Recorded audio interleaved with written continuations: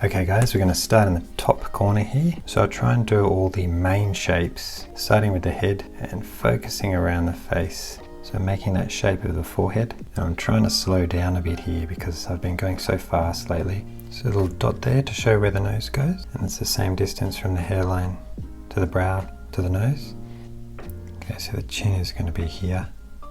Yeah, I'm just trying here to do the silhouette first, and then I'll go back into the eyes. So I'm looking for the corner of the eye, looks about there. I'm going to measure the angle up from the nose. Thick eyelashes. Okay, as I work down, I'm not going to draw the details on the hair. I'm going to try and get these shapes. She's got a really interesting silhouette here. See, I'm not drawing everything, just measuring. I'm just moving the camera out of the way so I can get a bit closer. There's not much zoom on an iPhone, so if it's up on the camera stand, sometimes I hit it with my head. Okay, back to this arm down here. And I think that line there was probably going a little bit too high. I'll leave that super tricky hand a bit later.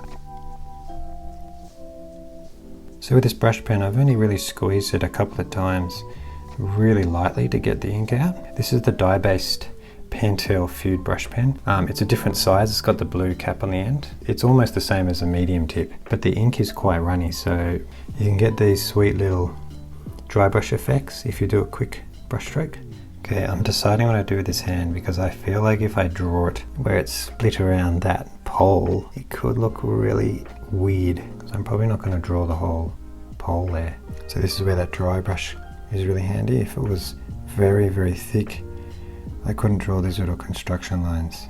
Okay, I just had an idea that I could add something else, like she's pinching a flower.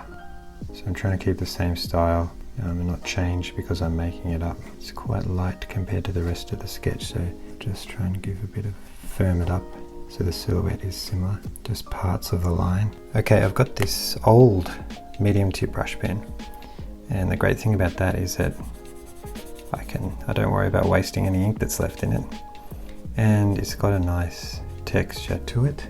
The actual brush isn't straight anymore. It doesn't have a nice fine tip, but that's good when I'm doing hair. It's a nice texture. So yeah, don't throw out your old brush pens. I've talked about it before, but contrast is so important for these ink sketches. So I highly recommend you thinking about where you're going to do a really dark section to make other areas pop out. Okay, I've got my 6B black pencil. It's a Stedler. I'm going to add some texture on the jacket there. Now before I do that, I'm going to add a little bit of detailing of the flowers. So I'm keeping this shading all one direction. Okay, I've got this blending stick, and now I can smooth out some of this pencil. I just want to add a bit of shading on the face. So if I look closely at the reference, she's got quite a nice blush, and then behind the eyeball there, and a little bit down here. We're not going to do too much. I really like the silhouette, the bending of the back, and the black really makes the face stand out. If you want to learn more about this, it's really important to make your sketches stand out. I've got a video here where I go through how pros make their artwork stand out using contrasting values. Okay guys, thanks so much for watching, and I'll see you in the next one.